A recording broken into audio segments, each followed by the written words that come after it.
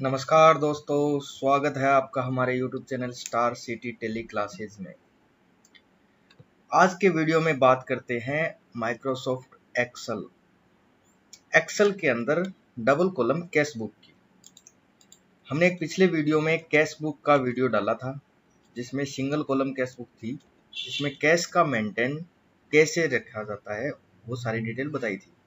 अब है double column cash book, जिसे मल्टी कॉलम कैश बुक भी कह सकते हैं या cash book and bank book भी कह सकते हैं।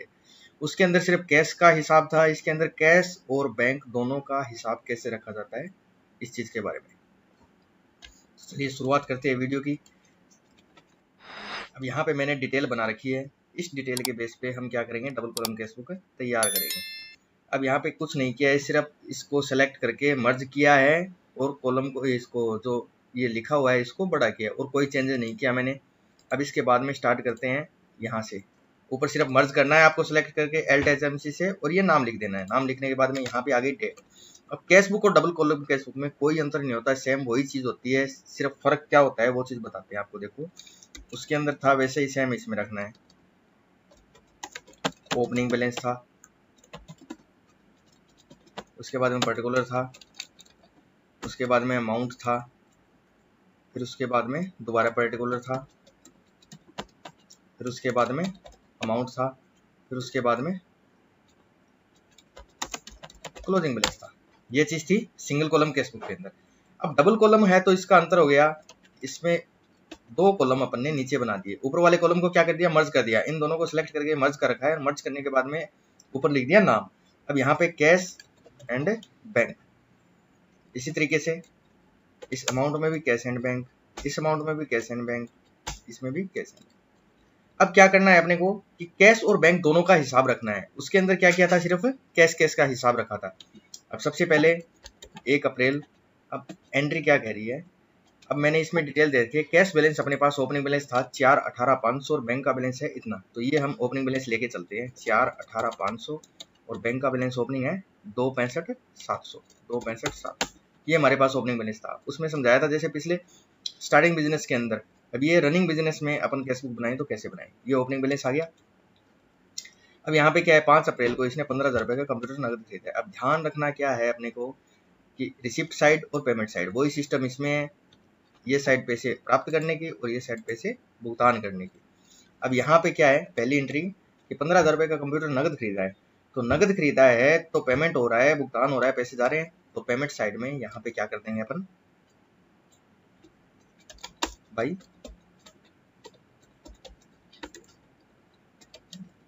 कंप्यूटर नगद खरीदा है, ये कैश कर दिया, ठीक है। उसके बाद में 20,000 रुपए का फर्नीचर उधार खरीदा है, तो उधार की एंट्री उसमें भी नहीं होती थी कैश बुक में और डबल कॉलम में भी नहीं होती, क्योंकि न तो इसमें कैश जा रहा, न बैंक आ रहा, न बैंक जा रहा, कोई इफेक्ट नहीं हो रहा, तो इसको नहीं करेंगे। एसबीआई बैंक में 2 लाख रुपए जमा करवाए। अब यहाँ पे अपन क्या करेंगे, पहले इसका क्लोजिंग निकाल देंगे। तो क्लोजिंग का फॉर्मूला लगेगा बराबर opening cash plus opening receipt minus opening payment. Bank के क्लोजिंग का फॉर्मूला लगेगा बराबर बैंक का ओपनिंग प्लस बैंक की रिसिप्ट माइनस बैंक का पेमेंट। ये दोनों हो गए। दूसरे दिन इसको अपने को लिंकिंग करना है, तो बराबर का बटन दबाकर यहाँ पे ये लिंक कर दिया और यहाँ पे इसको लिंक कर दिया, ठीक है। अब इसको ड्रैग करके पकड़ के नीचे खींचेंगे, कॉपी करके पेस्ट कर दिया। उसके बाद में इसको यहाँ से कॉपी करके पेस्ट कर दिया, तो ये अपना ड्रैग हो गया। अब इसमें अपने को फॉर्मूला बार बार लगाने की जरूरत नहीं है, ये अपने आप फॉर्मूले लगाते रहेगा। अब यहाँ पे अगली एंट्री है, एसबीआई बैंक में 2 लाख रुपए जमा करवाए, तो यहाँ पे अपन डेट लगा दी जैसे 7 अप्रैल, 7/4। अब बैंक में 2 लाख रुपए जमा करवाए। अब यहाँ पे सिर्फ ये एक एंट्री समझने वाली है कि अपन बैंक बुक भी बना रहे हैं और कैश बुक भी बना रहे हैं। तो यहाँ पे बाई बैंक 2 लाख रुपए कैश गए, लेकिन बैंक के अंदर हमारे 2 लाख रुपए आए हैं, तो ये एंट्री अपने को दोनों साइड करनी पड़ेगी। यहाँ पे कर देंगे टू कैश और बैंक वाले कॉलम में कर देंगे 2 लाख रुपए। अब यहाँ पे क्या हो गया, देखिए कि 4,03,000 रुपए में से 2 लाख रुपए लेस हो गए, तो 2,03,000 कैश बच गया। 2,65 अपने पास कैश का था, बैंक का था, और ये 4,65 हो गया। अब ये बैंक और कैश दोनों पे इफेक्ट कर गई एंट्री, ठीक है। फिर अगली एंट्री क्या कहती है, परचेज फ्रॉम नरेश कैश, अब ये नरेश से इतना माल खरीदा है और नगद खरीदा है, तो यहाँ पे कैलकुलेशन कर लेंगे 9500 इंटू 15, 1,42,500 का नगद माल खरीद लिया, तो यहाँ पे कर देंगे बाई परचेज 1,95,000, ठीक है, नहीं सॉरी 1,42,500 है, 1,42,500 कर दिया। फिर अगली एंट्री क्या कह रही है कि हरीश को भुगतान किया 20,000 रुपये का नगद। अब 20,000 रुपये का नगद भुगतान किया तो पेमेंट हो रहा है, तो यहाँ पे पहले डेट लगाएंगे, ओपनिंग बैलेंस वगैरह अपने आप आ रहा है, सारा कुछ चेंज करने की जरूरत नहीं है। यहाँ पे ऊपर वाली 11/4 थी, यहाँ पे मैंने 15 अप्रैल लगा दी। पेमेंट जा रहा है, पैसे गए हैं भाई हरीश, हरीश कितने रुपए हैं 20,000 रुपये, 20,000 रुपये कर दिए। इसी तरीके से अगली एंट्री 18 अप्रैल को रोहित एंड कंपनी से माल खरीदा उधार, तो यही ध्यान रखना है उधार की एंट्री है, ना पैसे जा रहे हैं ना पैसे आ रहे हैं, कैश और बैंक दोनों इफेक्ट नहीं हो रहा, तो ये एंट्री नहीं करनी। कैश सेल, इसमें क्या हो रहा है कि माल जा रहा है और पैसे आ रहे हैं, तो यहाँ पे कैलकुलेशन करेंगे बराबर 11,500 इंटू 10, 1,15,000 रुपये हमारे पास आए हैं, तो यहाँ पे कर देंगे 19/4 को to sales, 1 lakh cash, bank हो तो बैंक और कैश हो तो कैश, 1,15,000 रुपये आगे।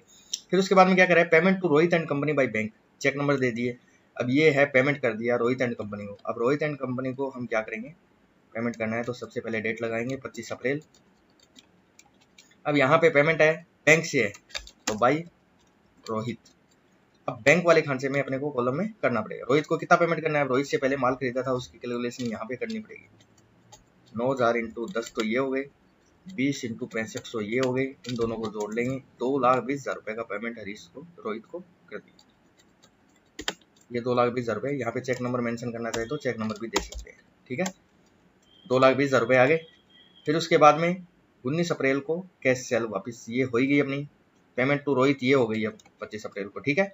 2,20,000 रुपये का पेमेंट कर दिया, बैंक से कर दिया, बैंक वाले कॉलम में लिख दिया। उसके बाद में sales to Suresh Jaipur credit for 5 days, मतलब उधार माल बेचा है, नए पैसे आ रहे हैं न जा रहे, तो इसकी एंट्री भी नहीं करनी। फिर 30 अप्रैल को चेक रिसीव्ड फ्रॉम मुकेश, 85,900 रुपये का मुकेश से चेक प्राप्त हुआ है, तो 30/4 को रिसीव्ड है, तो टू मुकेश। बैंक वाले में चेक है तो बैंक में आएगा पैसा, अगर नगद होता तो कैश में कर देते हैं। 85,900 ये बैंक वाले कॉलम में 85,900 हमने कर दिया, ठीक है। उसके बाद रेस्ट से फुल सेटलमेंट है, सुरेश को ये माल बेचा हुआ है, तो यहाँ पे कैलकुलेशन करेंगे 100 इंटू 2,000, ठीक है। अब ये माल हो गया, इस पे जीएसटी और बता रहे 5% जीएसटी, तो यहाँ पे इसका 5% जीएसटी निकाल लेंगे, 10,000 रुपये इन दोनों को जोड़ लें। अब 2,10,000 रुपये सुरेश में हम मांगते थे, जो पूरे के पूरे आ गए, चेक आए तो 3/5 को 3/5 टू सुरेश, कितने रुपए थे 2,10,000 हो गई एंट्री, 2,10,000 रुपये आ गए। Check received from Suresh full settlement हो गया। उसके बाद में इंटरेस्ट रिसीव्ड 15,000 बाई कैश, तो यहाँ पे कर देंगे 5/5 टू इंटरेस्ट रिसीव्ड। नगद आए हैं, कैश आए हैं तो 15,000 रुपये, बैंक में आए होते तो बैंक वाले कॉलम में कर देते, ठीक है। यहाँ पे फिर 8/5 को salary paid 9,000 and rent paid 6,000, तो यहाँ पे डेट लगा देंगे 8/5, पेमेंट की साइड में बाई सैलरी एंड रेंट। एक साथ करना चाहे तो एक साथ कर सकते हैं, अलग अलग करना चाहे तो अलग अलग एंट्री कर सकते हैं इसको, तो यहाँ पे अपन एक साथ ही कर देते हैं, अलग अलग करना चाहे तो ऊपर नीचे आ जाएगा। उसके बाद में क्या है, इलेक्ट्रिसिटी एक्सपेंसेस 2,090 रुपये 10 मई को, 10/5 को बाई इलेक्ट्रिसिटी एक्सपेंसेस 2,090 रुपये, ठीक है दोस्तों। अब इस तरीके से हमने ये कंप्लीट ये एंट्री कर ली। इसी तरीके की मोस्टली एंट्रियां होती है व्यापार के अंदर, जिससे अपने को छांटनी पड़ेगी कि कौन सी एंट्री कौन से वाउचर में होगी, रिसिप्ट साइड होगी या पेमेंट साइड में होगी, बस इतना ही ध्यान रखना है। एंट्रियां छांटने का तरीका यही होगा जो आपको बताया है।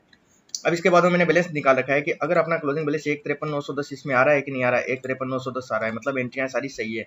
बैंक का बैलेंस मेरा ये 5,41,600 था, इसमें भी 5,41,600 रुपये आ गया, मतलब मेरी बैंक की एंट्री भी सारी सही है।